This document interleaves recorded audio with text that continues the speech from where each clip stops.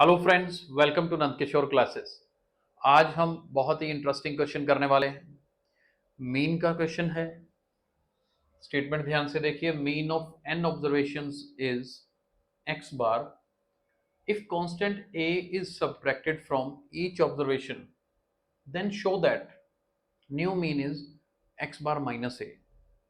ये question theoretical kind of question लगता है, लेकिन अगर कंसेप्ट क्लियर होगा तो मुश्किल नहीं लगेगा आपको। तो इसमें क्या क्या कंसेप्ट यूज होने वाले हैं बड़े डिटेल में डिस्कस करते हैं। सबसे पहले तो मीन निकालने का फॉर्मूला, ये सबको क्लियर होना चाहिए। मीन का फॉर्मूला क्या होता है? Sum of all observations, sum of all observations divided by total number of observations.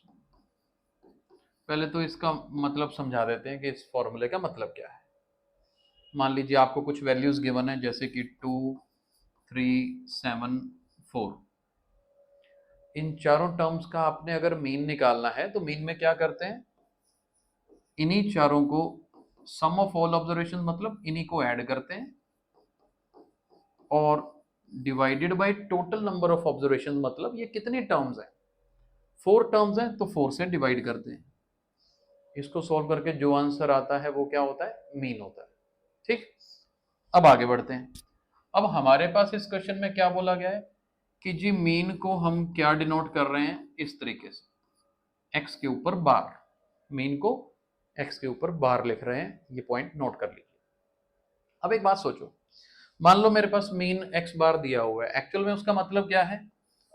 सभी टर्म्स का सम divided by total number of terms. मैं अब शॉर्ट में लिख रहा हूं, सभी टर्म्स का total sum divided by total number of observations. मान लेते हैं टोटल कितनी है? एन है। यानी कि मुझे इनकी डिवीजन किसके इक्वल दे रखी है? एक्स बार के इक्वल गिवन है, क्योंकि एक्स बार ही तो मीन है। अब ये एन क्रॉस मल्टीप्लाई अगर कर दें तो सम ऑफ ऑल ऑब्जर्वेशंस कितना हो जाएगा? एन टाइम्स एक्स बार। अभी आप ये समझो कि जितनी टर्म्स गिवन है, मान लो एन टर्म्स है, उनका टोटल किसके इक्वल है? एन एक्स बार के। अब आगे बढ़ो। If constant A is subtracted from each observations, मान लो ए जो है हर टर्म में से कम कर दिया, तो पहले तो ये सोचिए भी टोटल कितना कम हो जाएगा। अभी सम एन एक्स बार है, सम कितना कम तो हो ही जाएगा ना, जब आप हर टर्म को थोड़ा थोड़ा छोटा कर रहे हो, टोटल भी कम हो जाएगा। अब कई लोगों को यहाँ कंफ्यूजन होगी, सर कितना कम होगा? ध्यान से सुनो। मान लो मेरे पास एक एग्जांपल देता हूँ, फिर इधर आएंगे। मान लीजिए आपके पास टोटल 3 टर्म्स है, ठीक है, 3 टर्म्स हैं टोटल, और हर टर्म को कितना कम किया? मान लो 2 कम कर दिया।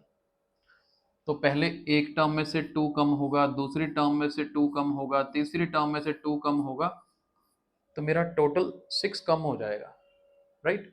अब इसका शॉर्ट कैसे याद रखोगे?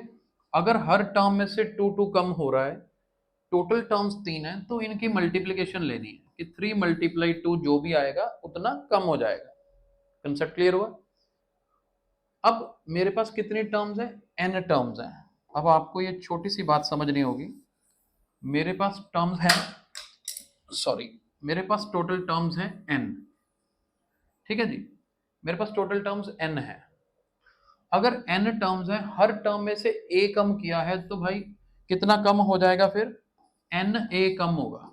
आप कहोगे एन ए क्यों हुआ? जैसे 3 को 2 से मल्टीप्लाई किया था, एन को ए से मल्टीप्लाई करना पड़ेगा, क्योंकि टोटल नंबर ऑफ टर्म्स कितनी है हमारे पास? एन ए है। अब मेरे पास नया सम कितना बनेगा? न्यू सम। पहले तो एन एक्स बार था ना, अब कम कितना हुआ? N A. तो फाइनली ये मेरे पास टोटल बन गया N X bar minus N A. अभी तो नया मीन निकालना है हमने, पहले तो नया सम तो देख लो कितना है। अब मान लो मेरे को न्यू मीन निकालना हो।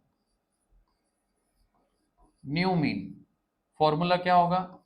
जो भी नया सम आया है divided by total number of observations, N से डिवाइड करेंगे। नया सम कितना है मेरे पास? यहां देखिए, अभी अभी हमने फाइंड आउट किया था जी, नया सम तो इतना है। ठीक है, फिर इसको n से डिवाइड कर दो। ऊपर आप गौर से देखोगे ना, n कॉमन निकल रहा है,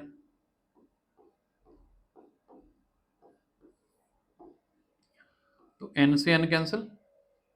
हमारा फाइनल आंसर क्या बना, यहां देखो, x बार माइनस ए बना, यानी कि न्यू मीन, देखो यही तो प्रूव करना था कि नया मीन कितना हो, x बार माइनस ए हो, वही हमने प्रूव कर दिया। बड़ा इंपॉर्टेंट क्वेश्चन है ये, इस वीडियो को एक बार, दो बार, तीन बार देखने की जरूरत पड़े, बिल्कुल देखिए। ये क्वेश्चन में अक्सर बच्चे कंफ्यूज होते हैं, क्योंकि थ्योरेटिकल क्वेश्चंस करने में ही तो दिक्कत आती है ना, सीधा सीधा वैल्यूज हो तो बच्चे बड़ी जल्दी कर लेते हैं। इसलिए आज का वीडियो बनाया था। आई होप आपको समझ आया होगा। Thank you so much for watching the video.